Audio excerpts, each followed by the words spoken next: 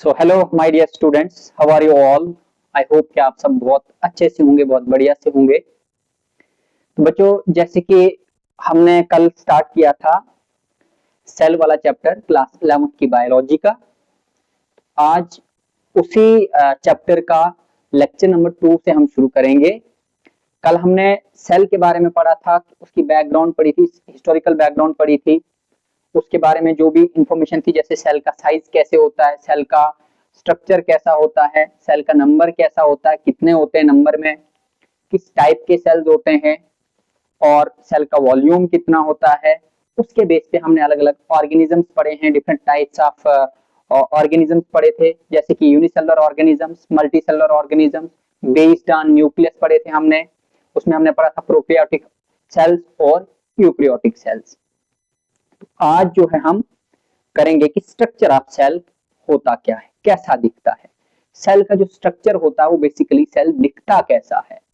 तो सबसे पहले हम डायग्रामेटिकली सीखेंगे, वो भी एनिमल सेल पहले सीखेंगे, फिर मैं प्लांट सेल आपको क्लियरली दिखाऊंगा, फिर उसके बाद आपको क्लियरली जब प्लांट सेल एनिमल सेल के बीच में डिफरेंस पता चल जाएगा, फिर उसके बाद में आपको प्रोकैरियोटिक और यूकैरियोटिक के बीच में डिफरेंस, क्योंकि एक यूकैरियोटिक का आप एक सेक्शन कर चुके होंगे, प्लांट सेल्स एनिमल्स का सेल्स का पूरा आपके माइंड में छाप चुका होगा कि किस टाइप का सेल होता है, ठीक है, यूकैरियोटिक सेल। फिर प्रोकैरियोटिक सेल का मैं आपको समझाऊंगा, उसका स्ट्रक्चर कैसा होता है, उसकी एग्जांपल्स वगैरह। सो आज हम करेंगे एनिमल से, शुरुआत करेंगे एनिमल सेल से। तो सबसे पहले आप मेरे साथ साथ डायग्राम ड्रॉ करेंगे।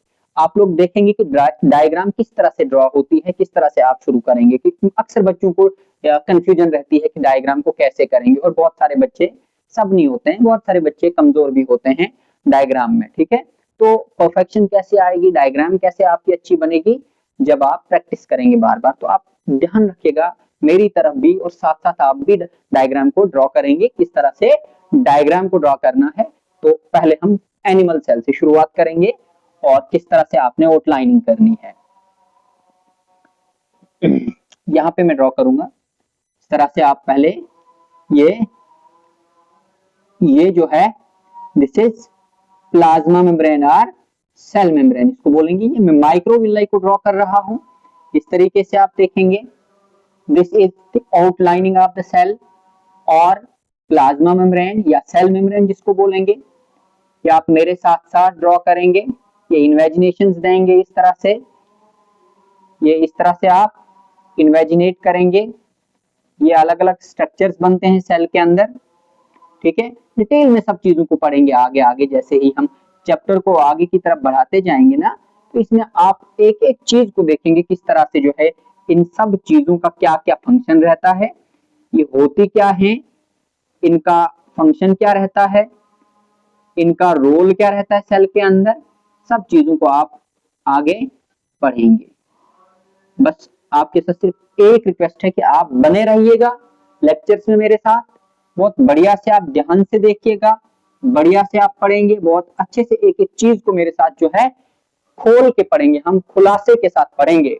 तो ये आउटलाइन आ गई, जैसे आप घर का प्लान डालते हो, सबसे पहले मैपिंग करते हो घर के अंदर। तो मैपिंग के लिए क्या चीज होती है, आप पहले निशान डालते हो, तो ये उस घर का निशान आ गया, सबसे पहले उस घर के बाहर की मैपिंग कर दिया आपने। देन इसके बाद हम अलग अलग एक एक कंपार्टमेंट को जो है ड्रॉ करेंगे। सबसे पहले अंदर से शुरुआत करेंगे। सो मैं न्यूक्लियस स्टार्ट करूंगा। न्यूक्लियर मेम्ब्रेन ये डबल लेयर्ड होती है, बाई लेयर्ड होती है इस तरह से, और इनके बीच में जो है पोर्स होते हैं जिनको हम न्यूक्लियर पोर्स कहते हैं।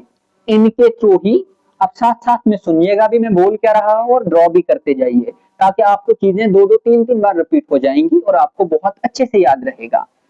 तो इस तरह से this is nuclear membrane which is not continuous और डिसकंटिन्यूअस।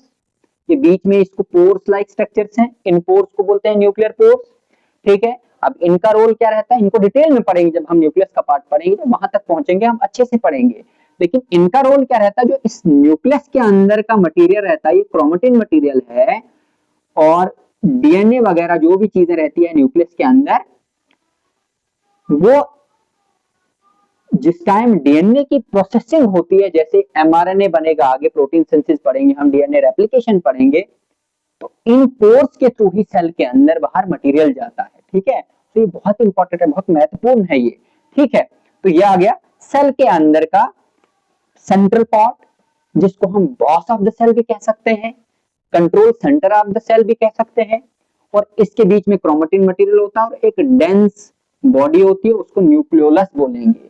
ठीक है, ये इसके अंदर होता है, न्यूक्लियस के अंदर। अब इसके बाद यहां से शुरुआत करेंगे, इस तरह से ये एक नेटवर्क लाइक स्ट्रक्चर, मैं दूसरा मार्कर यूज करूंगा, शायद से आपको कैमरे में ना दिखे लाइट की रिफ्लेक्शन से, तो मैं यहां से इस तरह से, आप ड्रॉ करिएगा मेरे साथ साथ। मैं चाहता मैं आपके लिए पहले से ही डायग्राम ड्रॉ करके रखता, लेकिन आप कंफ्यूज हो जाते, आपको पता नहीं चलता, इसलिए आप मेरे साथ साथ डायग्राम को भी ड्रॉ कीजिए और आपको पता चलेगा डायग्राम किस तरह से ड्रॉ करनी है। ठीक है, तो ये एंडोप्लाज्मिक रेटिकुलम का पार्ट है। ठीक है, this is endoplasmic reticulum, it is present in the cytoplasm के इनर पार्ट में, इसको हम तभी तो एंडोप्लाज्म बोलेंगे because it is located inner to the inner portion of the cytoplasm, that's why it is called as endoplasmic reticulum. Reticulum here is the term used for network, it represents or acts as a network. So यहां से भी आप draw इस तरह से करिएगा,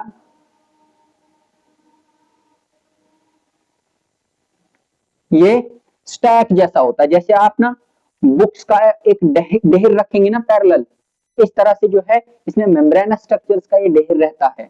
ठीक है, तो इसका भी बहुत बड़ा रोल रहता है सेल के अंदर, ये हम आगे आने वाले लेक्चर्स में पढ़ेंगे, जब इसको एंडोप्लाज्मिक रेटिकुलम को बहुत डिटेल से पढ़ेंगे, हम खोल के इसका खुलासा करेंगे हम।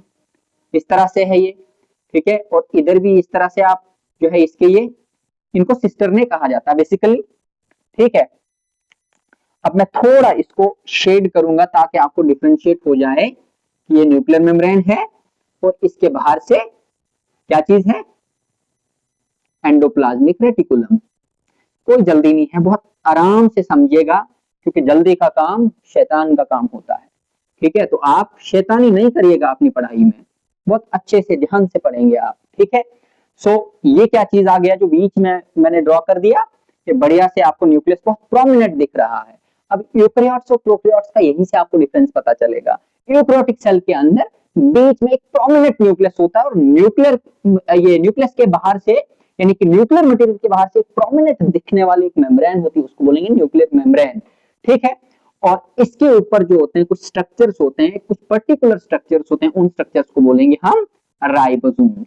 ये जरूर नहीं सब पे होगा, कुछ कुछ पे होता है, और जिनके ऊपर होगा ये, उसको बोलेंगे हम rough endoplasmic reticulum, because its surface appears rough because of the presence of these round shaped structures called as ribosomes, and they are called as protein factories. इनको प्रोटीन की फैक्ट्रीज कहा जाता है, ध्यान रखिएगा, इनके निकनेम याद रखिएगा, that they are much important and they are much interesting। जैसे मैंने आपको एक निकनेम बताया न्यूक्लियस का, क्या है, कंट्रोल सेंटर, बॉस, डायरेक्टर कह सकते हो, क्योंकि सारी की सारी जितनी भी गतिविधियां इस सेल के अंदर होती है वो न्यूक्लियस से कंट्रोल होती है, कंट्रोल सेंटर उसका न्यूक्लियस है।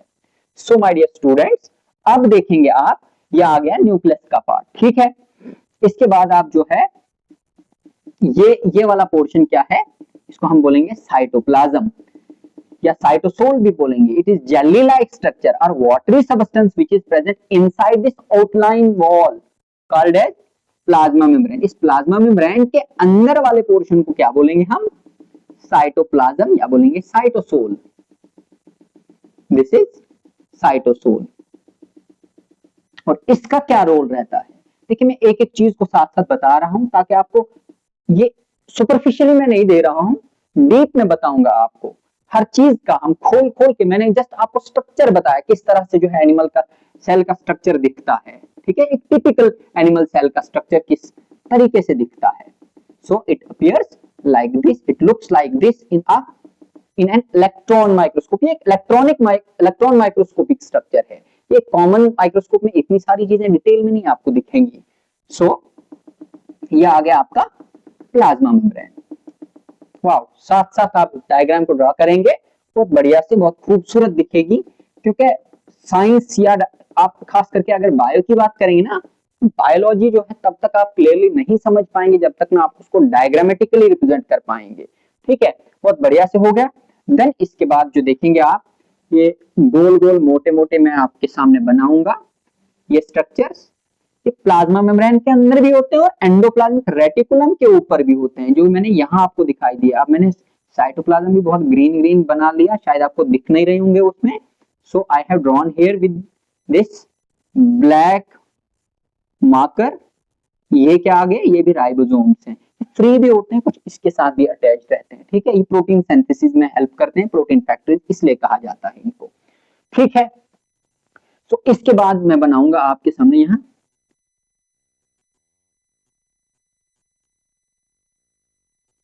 साथ साथ आप बनाइएगा मेरे साथ diagram. This is Golgi apparatus, इसको हम गोल्गी अपरेटस बोलेंगे। ठीक है, एक ही बनाऊंगा आप, ये बहुत सारे होते हैं, depends upon the activity of the cell. एक नहीं होता है, राइबोसोम एक नहीं होता है। हाँ, याद रखना कि मोस्ट टिपिकली अगर देखा जाए, टिपिकल सेल के अंदर एक न्यूक्लियस होता है, कुछ बाइन्यूक्लिएटेड भी हो सकते हैं, एक्सेप्शंस हैं।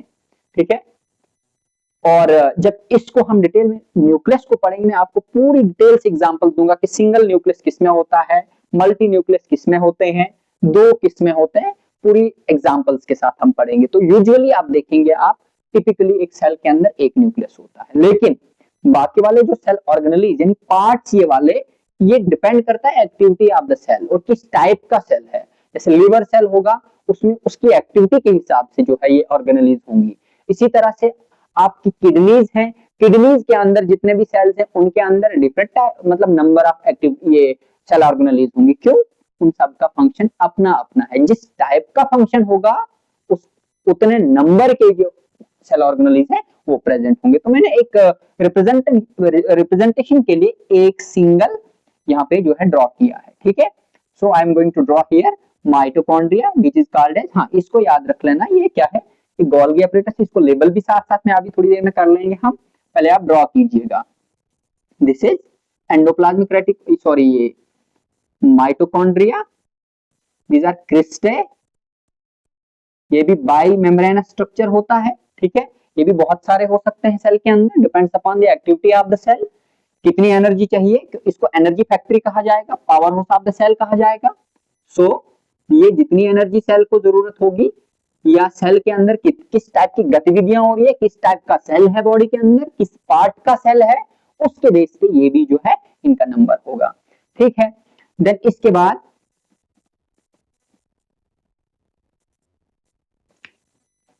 सेंट्रियोल्स, एक यहां सेंट्रोसोम बनाएंगे। सेंट्रियोल्स के एक्चुअल में सेंट्रियोल के बाहर से जो है मेम्ब्रेन स्ट्रक्चर आ जाए तो सेंट्रोसोम एक पूरी बॉडी कहलाती है। अब अगर सेंट्रियोल्स को मैं यहाँ पे एग्जैक्टली दिखाऊं तो ये सेंट्रियोल्स हैं। ठीक है, ये राइबोसोम्स आ गए, इनको वैक्यूल्स बोलेंगे। ठीक है, इसके अलावा कुछ माइक्रोट्यूब्यूल्स होते हैं, इस तरीके से आप इनको रिप्रेजेंट करेंगे। They are rod-like structures which act as a cytoskeleton. So I'm going to label now. ये आगे microvilli.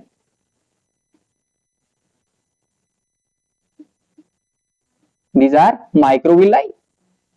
This is plasma membrane, as I have already told you while drawing this plasma membrane.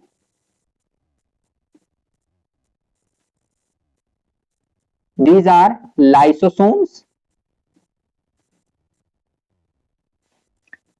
These are vacuoles. This is असल में cytoplasm को देखा जाए ना, दो reason में इसको हम डिवाइड कर सकते हैं। जो बाहर पेरिफेरी के साथ, पेरिफेरी होता है बाहर बाहर, यानी साइटोप्लाज्म ये सॉरी ये एंडोप्लाज्मिक ये क्या बोलेंगे इसको, प्लाज्मा मेम्ब्रेन के पास वाले रीजन को क्या बोलेंगे हम, एक्सोप्लाज्म। एक्सो मींस आउटर, बाहर वाला। ठीक है, सो ये क्या है, एक्सोप्लाज्म। और अंदर वाला, जैसे मैंने पहले ही नाम से बताया, endoplasmic reticulum, that means endoplasm, अंदर वाला प्लाज्मा, ये साइटोप्लाज्म या साइटोसोल, इसको बोलेंगे ये वाला यहाँ मतलब इस चीज को यहां से रिप्रेजेंट कीजिएगा इस तरह से, ठीक है। This is endoplasm, this is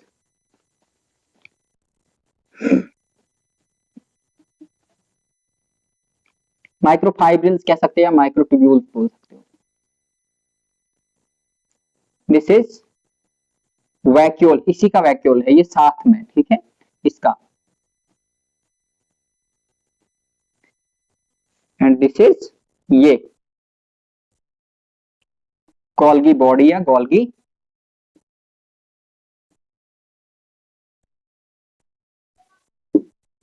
Golgi bodies, इनको इसलिए गोल्गी बॉडीज बोलते हैं क्योंकि सबसे पहले कैमिलो गोल्गी ने इनको देखा था, सो ऑन हिज नेम ये उसी के नाम से जो है जानी जाती है, और इनको प्लांट सेल्स के अंदर डिक्टियोसोम्स कहा जाता है। माइक्रोविलाई हो गया ऊपर से, ठीक है। This is centriole,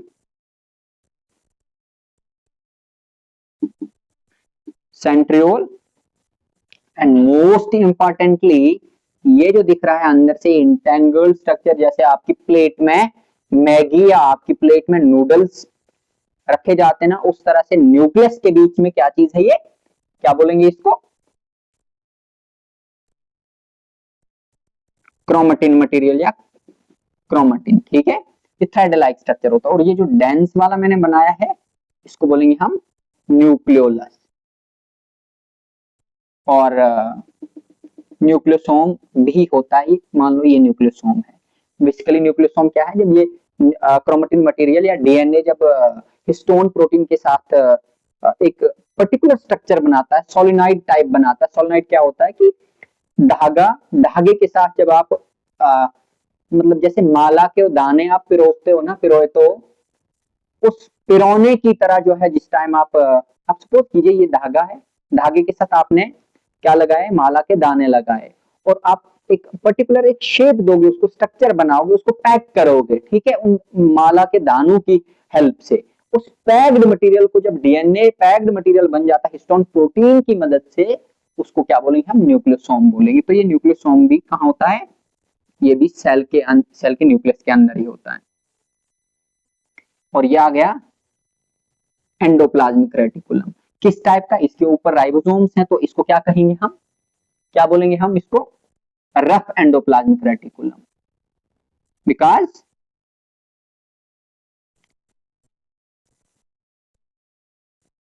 it is network like structure and it appears rough because of the presence of the ribosomes over the surface of it, ठीक है। और ये जो बीच में है, यहां से देखिएगा आप, ये जो ग्रीन ग्रीन है इसको हम nuclear membrane, N here for nuclear membrane, आप खुद लिख देना पूरा न्यूक्लियर मेम्ब्रेन, ठीक है। And this is mitochondria, the powerhouse of the cell, these are vacuoles, और भी बहुत सारी चीजें होती है सेल के अंदर। these are the typical things that are present in the cell, चाहे वो प्लांट सेल हो, एनिमल सेल हो। कुछ चीजें डिफरेंसेस हैं डायग्रामेटिकली, नेक्स्ट वीडियो में आपको इंशाल्लाह बता दूंगा, बिकॉज ये लंबा ना जाए लेक्चर, आप लोग बोर हो जाएंगे एक जगह बैठ के ज्यादा, ठीक है। तो शॉर्ट शॉर्ट आपकी खातिर में शॉर्ट बना रहा हूं ताकि आप बोर ना हो जाएं, ठीक है। So this is typical animal cell.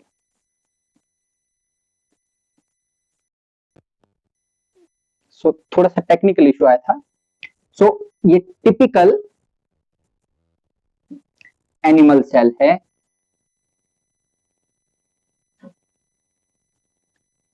और ये टिपिकल एनिमल सेल की डायग्राम है, उसका स्ट्रक्चर है।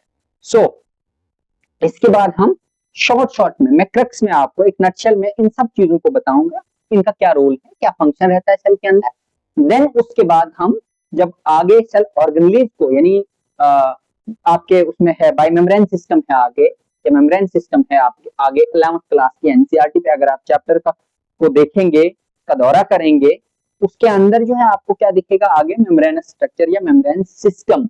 अब उन मेम्ब्रेन सिस्टम के अंदर हम एक एक चीज को पूरा अच्छे से डिटेल में पढ़ेंगे, चाहे वो प्लाज्मा मेम्ब्रेन हो, चाहे वो सेल वॉल हो, प्लांट सेल्स के अंदर की बात करेंगे।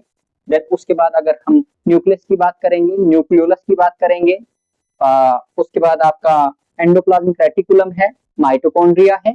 All these things will be studied in detail. हर चीज उनकी हिस्टोरिकल बैकग्राउंड पढ़ेंगे, उनका स्ट्रक्चर पढ़ेंगे, डायग्रामेटिकली मेरे साथ साथ आप डायग्राम को ड्रॉ करेंगे। बहुत बढ़िया से आपको बताऊंगा मैं कि डायग्राम को किस तरह से जो है रटना नहीं है, रचना है। आप देखेंगे किस तरीके से जो है डायग्राम को याद कैसे हो जाएगी मेरे साथ साथ। आप बहुत बढ़िया से इस तरह से वो वहां से गूगल से निकाल के जो है आपके सामने पेस्ट कर दूंगा, तो उससे कोई फायदा नहीं। वो तो आपके पास गूगल पे भी मिल जाएगी, but that will be difficult for you to understand, that will be difficult for you to memorise the diagram. आप मेरे साथ बनाएंगे, मैं आपको एक एक डायग्राम जो है इस तरह से जबानी बताऊंगा कैसे बनाई जाती है, ठीक है। लेकिन मेरे साथ आप जुड़े रहिएगा, लेक्चर्स को देखिएगा, कमेंट में सजेशंस भी दीजिएगा। कोई भी आपको इंप्रूवमेंट चाहिए, किस टाइप का कंटेंट चाहिए, और डिटेल में चाहिए, जिस डेप्थ तक आप बोलेंगे। कोई क्वेश्चन होगा मन में आपके, आप कमेंट सेक्शन में आप जरूर क्वेश्चन भी पूछा कीजिए। मैं आपके हर एक बच्चे का जवाब देने की बहुत बहुत कोशिश करूंगा। आप बढ़िया से आप मुझे सजेशन भी बताइएगा कि आपको इससे डिटेल में चाहिए। जिस डेप्थ तक आप चाहेंगे उस डेप्थ तक लेके जाऊंगा आपको। वो कहते हैं ना, समुद्र में जितने गोते आप लगाओगे ना, तो वहां से हीरे आप ढूंढ के निकाल सकते हो। अगर आपको हीरे चाहिए, किस लेवल के कितने कीमती हीरे चाहिए आपको, आप मुझे कमेंट सेक्शन में बताएंगे। मैं आपको वो हीरे हीरे निकाल के दूंगा आपको, जो जिस लेवल का आपको चाहिए आप बस बताइएगा मुझे। सो अब हम इसको थोड़ा सा डिफाइन करेंगे, देन उसके बाद एक एक चीज को हम शॉर्ट में मैं आज आज ब्रीफली बताऊंगा। नेक्स्ट लेक्चर में हम फिर शुरू करेंगे प्लाज्मा मेम्ब्रेन से, अंदर की तरफ सारी चीजों को पढ़ेंगे एक एक डिटेल में, उनकी हिस्टोरिकल बैकग्राउंड, उनका स्ट्रक्चर, उनका रोल, उनका फंक्शन, फिर उनका इवन की शॉर्ट शॉर्ट में क्रक्स में आपको उनका मैकेनिज्म भी बताऊंगा कि वो कैसे रोल अपना प्ले करते हैं। सो सबसे पहले हम पढ़ेंगे थोड़ा एनिमल सेल होता क्या है, व्हाट इज एनिमल सेल। साथ साथ लिखिएगा भी और आपको याद भी हो जाएगा।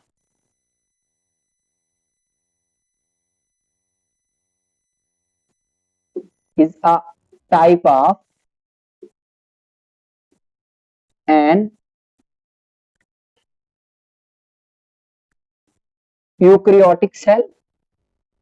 अब थोड़ा नॉलेज दे दूंगा, ज्ञान बांट लूंगा यहाँ यूकैरियोटिक सेल के बारे में। यूकैरियोटिक सेल अब बस खाली यहाँ ध्यान में रखेंगे, वो वाले सेल्स होते हैं जिनमें एक प्रोमिनेंट न्यूक्लियस दिख जाए आपको, न्यूक्लियर मटेरियल बाहर से किसी मेम्ब्रेन से ढका हुआ होगा, उसको क्या बोलेंगे हम, यूकैरियोटिक सेल। बस इतना याद रखिएगा, ठीक है। Is a type of eukaryotic cell that contains, comma डालिएगा यहाँ,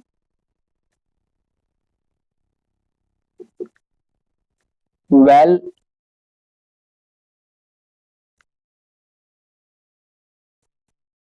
defined nucleus and different vital, या आप ऐसे भी कह सकते हो different membrane bound. Membrane bound का मतलब मेम्ब्रेन से बना हुआ, मेम्ब्रेन का बना हुआ structure, membrane bound cell organelles, ठीक है। यह आ गया ओवरऑल एक शॉर्ट में डेफिनेशन, ठीक है। हाँ, मैं कोशिश करूंगा आपके लिए, मैं जल्द ही आप लोगों के लिए टेलीग्राम पे भी चैनल बनाऊंगा, उसमें आपको इन सब लेक्चर की पूरा अपने हाथ से लिखी हुई या अपने हाथ का मटेरियल आपको प्रोवाइड करूंगा पीडीएफ की शक्ल में। अगर आपको नोट्स की शक्ल में पीडीएफ भी चाहिए, उनका लिंक भी आपको मैं डिस्क्रिप्शन बॉक्स में दे दूंगा। इंशाल्लाह जल्दी उसकी भी मैं कोशिश करूंगा, ठीक है। तो ये अंडरस्टैंडिंग के लिए सबसे बड़ी बात है, आपको अंडरस्टैंड होना चाहिए, आपको चीज के बारे में पता हो। लिख दोगे आप, मुझे भरोसा है आप पे, बहुत बढ़िया से लिख पाएंगे। लेकिन कब लिख पाएंगे, जब आपके दिमाग में चीजें छप जाएंगी। और कैसे छपेंगी, तो मेरे साथ साथ आप डायग्राम्स को ड्रॉ करेंगे, मेरे साथ साथ आप डायग्राम्स को बनाएंगे अच्छे से, बढ़िया से, ठीक है। इसके बाद जो है अगर अंदर की तरफ बढ़ेंगे हम, तो क्या चीज होती है उसमें। इसके बाद नेक्स्ट पार्ट जो होता है, हम प्लाज्मा मेम्ब्रेन को थोड़ा सा डिफाइन करेंगे। प्लाज्मा मेम्ब्रेन अगर किसी बच्चे को हो सकता है लाइट की रिफ्लेक्शन की वजह से दिखाई ना दे, तो मैं साथ साथ बोल भी रहा हूं, आप यहां से भी समझ जाइए क्या लिख रहा हूं मैं। तो प्लाज्मा मेम्ब्रेन क्या होता है, it is also known as, इसके साथ कंफ्यूज नहीं होना, ये पार्ट्स हैं लेबल। इट इज आल्सो के ऑब्लिक एज मतलब known as cytosol, It is a jelly like structure. Jelly like or watery or मतलब थोड़ा ये fluid like structure. Jelly like or fluid like structure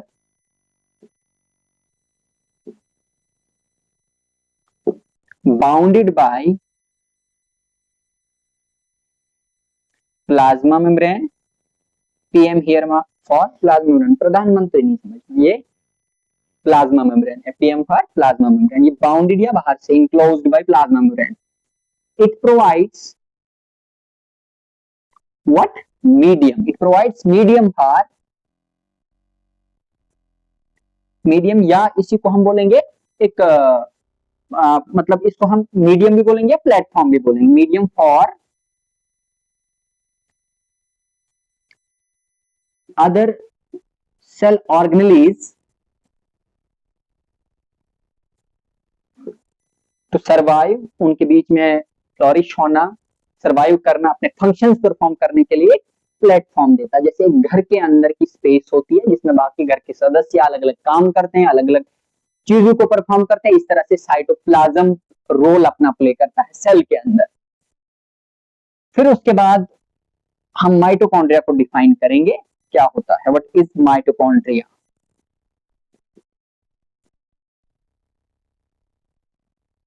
What is mitochondria? It is a double membrane bound structure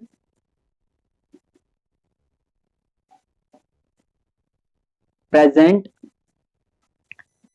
in the cytoplasm of the cell.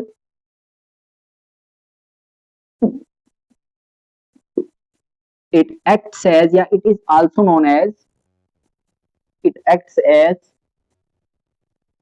act नहीं बल्कि है ये, it acts as, या it is also known as powerhouse of the cell. क्योंकि power की generation, जैसे एक घर के अंदर इन्वर्टर की बैटरी जहां से मैन पूरे घर को जो है लाइट देती है, या एक ट्रांसफार्मर होता है पूरे गांव को रोशनी देता है, एनर्जी देता है इलेक्ट्रिसिटी की फॉर्म में.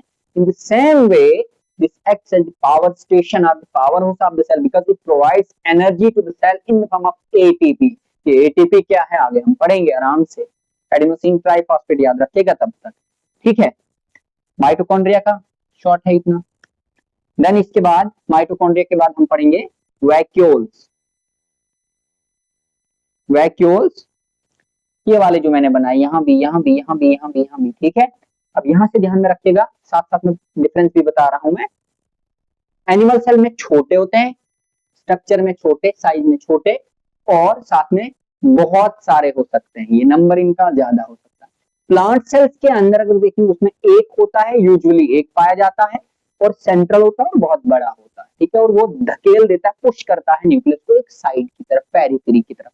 लेकिन एनिमल सेल्स में सेंटर में क्या होता है? Nucleus. Nucleus is central in location or centrally located inside the cytoplasm in case of animal cell, whereas it is located periphery, at the periphery or peripheral to that of the vacuole. ठीक है. Vacuoles क्या हैं? Vacuoles are round shape या rounded shape के होते हैं, rounded in shape, और membrane bound होते हैं, मेम्ब्रेन से ही बने होते हैं. यहाँ देख सकते हो आप वैक्यूल क्या होगा ना, जैसे बाहर से कोई चीज आई ना तो ये अंदर की तरफ इमेजिनेट हो जाएगा, यहाँ से कट हो जाएगा, अंदर वो मटेरियल लेके जाएगा और अंदर रह जाएगा, ठीक है. राउंड इन शेप और फिल्ड विद, हो सकता है वाटर, एयर, या और कोई नेसेसरी मटेरियल जो सेल को जरूरत होगी वो इसके अंदर फिल होगा, ठीक है. ये आ गई बात वैक्यूल की. हाँ, यहाँ पे प्लाज्मा मेम्ब्रेन में थोड़ा सा मुझे स्किप हो गया माइंड से, इसको सिलेक्टिवली परमिएबल भी कहेंगे या इसको सेमी परमिएबल भी बोलेंगे. क्यों बोलेंगे प्लाज्मा मेम्ब्रेन को semi permeable membrane? Because it does not allow everything to get entry inside the cell. नहीं, ये सबको एंट्री नहीं देती है. ये सिलेक्टेड मॉलिक्यूल्स को जो सेल के मतलब फेवर में होंगे, जो उसके काम की चीजें होंगी, उनको ये एंट्री देगी. कौन? Plasma membrane. इस वजह से इसका नाम क्या पड़ा है? Selectively permeable. और सेमी परमिएबल किसको बोलेंगे? इस सबको नहीं, कुछ मटेरियल्स को। हाँ, आप कह सकते हो जितनी बाहर से आई उनका कुछ आधा वाला हिस्सा जो जरूरत होगी, that's why it's called semi permeable or क्या बोलेंगे इसको, सिलेक्टिवली परमिएबल। ठीक है, ये डिटेल में पढ़ेंगे, इसका मॉडल पढ़ेंगे, कितने मॉडल, बहुत सारे मॉडल्स आए थे इसके। ठीक है, उनमें से कौन एक्सेप्टेबल है, अरे बहुत बढ़िया से एक एक चीज को खोलेंगे हम आगे। ठीक है, तो चलिए नेक्स्ट हम I am going to rub this diagram. आप बार बार देखिएगा, साथ साथ डायग्राम को देखिएगा ताकि भूले ना। क्या गया? वैक्यूल, माइटोकॉन्ड्रिया भी हो गया, प्लाज्मा मेम्ब्रेन भी हो गया और साइटोप्लाज्म भी हो गया। अब मैं बताऊंगा आपको राइबोसोम्स के बारे में। What are ribosomes? Ribose and soma, these are the two terms. Ribose का मतलब होता है ये बेसिकली प्रोटीनेशियस स्ट्रक्चर्स होते हैं। ठीक है, और सोमा मींस बॉडीज, एक ऐसा स्ट्रक्चर, एक ऐसी राउंड शेप। और ये याद रखिएगा, एक फैक्ट है, इनमें सेल के अंदर, एनिमल सेल के अंदर या सेल्स के अंदर कौन सा ऐसा सेल ऑर्गेनेली है जो बिना मेम्ब्रेन के होता है? वो कौन है? वो राइबोसोम। उसमें कोई मेम्ब्रेन बाहर से नहीं होती है। ठीक है, this round in shape, round structured. ठीक है, और इनको प्रोटीन फैक्ट्रीज कहा जाता है, प्रोटीन फैक्ट्रीज, बिकॉज यहाँ पे प्रोटीन्स बनती है। अब कैसे बनती है वो आगे हम पढ़ेंगे। ठीक है, ट्रांसक्रिप्शन, ट्रांसलेशन का पूरा प्रोसेस, सारी चीजें आपको एक एक में बताऊंगा। हो गया राइबोसोम्स के बारे में, किसने डिस्कवर किया, कब देखा था, पहली बार कौन सा बंदा, टर्म कहां से आई, हर एक के बारे में एक एक चीज को टटोलेंगे। राइबोसोम्स के बाद हम पढ़ेंगे गोल्गी बॉडीज या गोल्गी एपरेटस भी कहा जाता है। कुछ लोग गोल्जी पढ़ते हैं, व्हाट एवर यू प्रोनाउंस, आप तक है, कोई टेंशन नहीं है।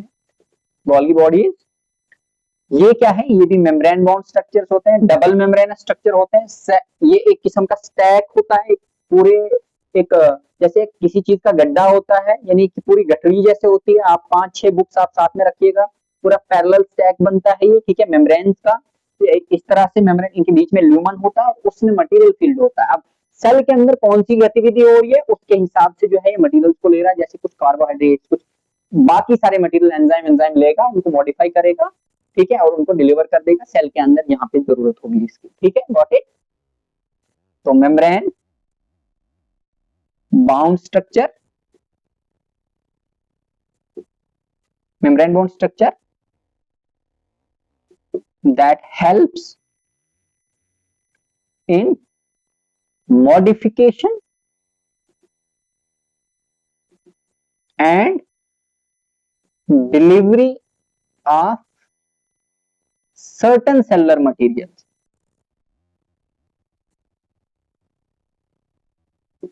ठीक है, आ जाएगा मटेरियल, इसमें मॉडिफाई हो जाएगा, मतलब कुछ चीजें अधूरी रहती है ना जिस टाइम वो बनते हैं। ठीक है, या हो सकता है सेल को किसी और फॉर्म में चाहिए, वो गोल्गी एपरेटस ले लेगा। फिर उसके बाद जैसे उसमें हो जाएगा वो काम कंप्लीट, ये वैक्यूल की फॉर्म में बाहर निकल जाएगा और वो वैक्यूल फिर उसका डिलीवर कर देगा। हम छोटे मोटे तौर पे इसको एक पोस्ट मास्टर कह सकते हैं। जैसे एक पोस्ट ऑफिस में पोस्ट मास्टर होता है ना, पोस्टमैन होता है ना, पोस्टमैन क्या करता है, लेटर्स को डिलीवर करता है घर घर जाके। ठीक है, इसी तरह से ये भी मटेरियल्स को अलग अलग जगहों पे लेके डिलीवर करता है। ठीक है, देन उसके बाद हम न्यूक्लियस पढ़ेंगे।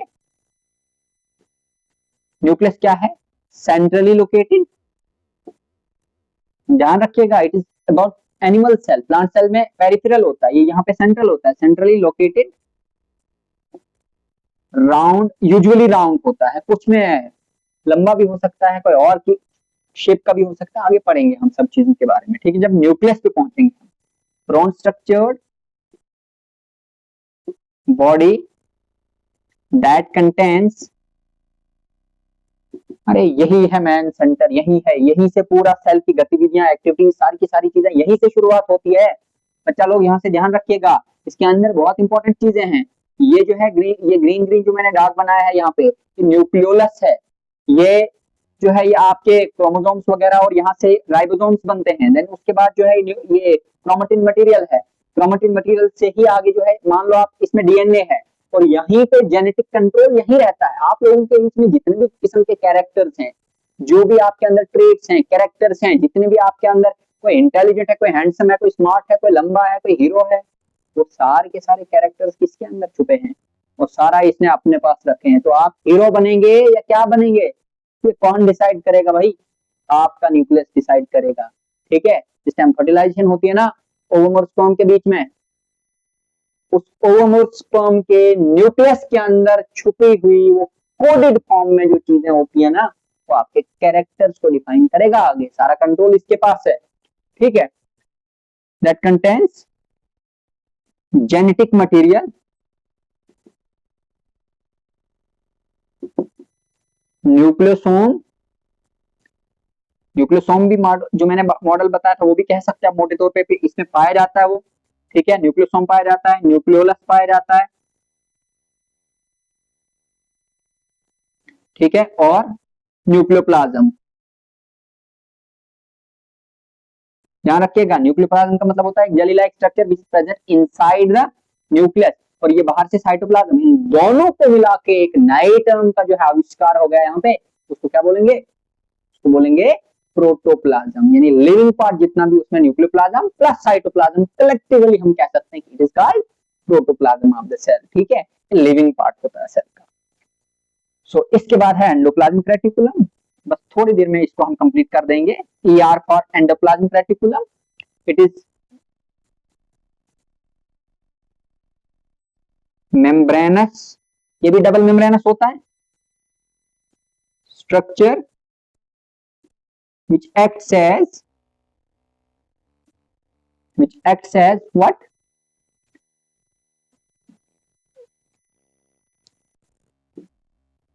नेटवर्क, या इसको हम साइटोस्केलेटन बोलेंगे। एक किस्म का स्केलेटन, जैसे हमारे अंदर हड्डियों का ढांचा होता है हमारा, वरना हम क्या होते अगर हड्डियों का ढांचा नहीं होता, मीट का लोथड़ा। ठीक है, फिर हमें रेंग के चलना था जमीन पे। ठीक है, अर्थवर्म की तरह अगर हमारे अंदर ढांचा नहीं होता, हम खड़ा नहीं हो सकते। ठीक है, वरना मुझे फिर कहीं नीचे कोने में बैठ के आपको पढ़ाना पड़ता है, और आप भी दूसरे कोने में बैठ के वहां से पढ़ते अर्थवर्म की तरह। ठीक है, सो ये सब नहीं होता, हम खड़े नहीं हो पाते। इस तरह से सेल भी खड़ा है, किस वजह से खड़ा है, सेल की जो कॉम्पैक्टनेस है, सेल का जो ओवरऑल उसकी शेप जो मेंटेन है। ऑफ कोर्स बाकी वाले भी पार्ट प्ले करते हैं, लेकिन ये स्केलेटन की तरह जो है ये काम करता है, ये बीच में छाया होता है नेटवर्क की तरह। ठीक है, तो साइटोस्केलेटन ये दो किस्म का होता है बेसिकली। एक होता है, यहाँ पे शॉर्ट लिखूंगा मैं, ऊपर लिख दूंगा इस चीज को रब करके, I am talking about endoplasmic reticulum, the network like structure which is present inside the cytoplasm of the cell. ठीक है, और एंडो नाम पड़ा ही इसलिए क्योंकि ये एंडोप्लाज्मिक रीजन में पाया जाता है। ठीक है, एंडोप्लाज्मिक रीजन में पाया जाता है। तो ये दो किस्म का होता है, एक आ गया rough endoplasmic reticulum, RER for shortcut, RER for rough endoplasmic reticulum. क्यों बोलेंगे, इसके ऊपर राइबोसोम्स प्रेजेंट होते हैं। ठीक है, राइबोसोम्स होते हैं, इसकी वजह से इसका स्ट्रक्चर रफ है। शॉर्ट में मोटे मोटे तौर पे मैंने बता दिया, जब मैंने बहुत बार आपको बोला, आगे जैसे जैसे मेम्ब्रेन स्ट्रक्चर पढ़ेंगे, सिस्टम पढ़ेंगे, आगे सेल के अंदर की चीजें पढ़ेंगे, एक एक को डिटेल में पढ़ेंगे। और दूसरा होता है smooth endoplasmic reticulum. What is smooth endoplasmic reticulum, एक ऐसा स्ट्रक्चर जिसके ऊपर कोई नो राइबोसोम्स। अब अगर राइबोसोम्स हैं तो प्रोटीन फैक्ट्री जिसके ऊपर, खुद प्रोटीन फैक्ट्री इसके ऊपर बैठी है, तो इसका ये मतलब है कि जो एंडोप्लाज्मिक रेटिकुलम है वो प्रोटीन सिंथेसिस में भी हेल्प कर रहा है।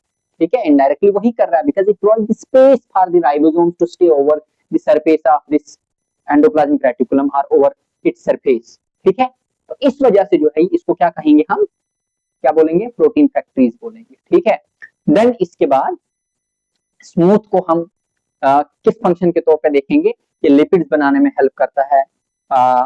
आपका मतलब जैसे ग्लिसरॉल है, उसके बाद कोलेस्ट्रॉल है, कुछ एंजाइम्स हैं, बहुत सारे अपने रोल प्ले करता है, ये भी आगे हम पढ़ेंगे। ठीक है, ओवरऑल जो मैंने एक मतलब एक ओवरऑल आउटलाइन या एक ओवरव्यू दे दिया सेल के बारे में। फिर अब दो चीजें रह गई हैं, मोटे मोटे तौर पे दो चीजें, इनको हम पढ़ लेंगे। एक है आपका ये लाइसोसोम, और एक है आपका सेंट्रियोल। ठीक है, तो लाइसोसोम क्या चीज है, लाइसोसोम को हम सुसाइडल बैग्स भी कहते हैं।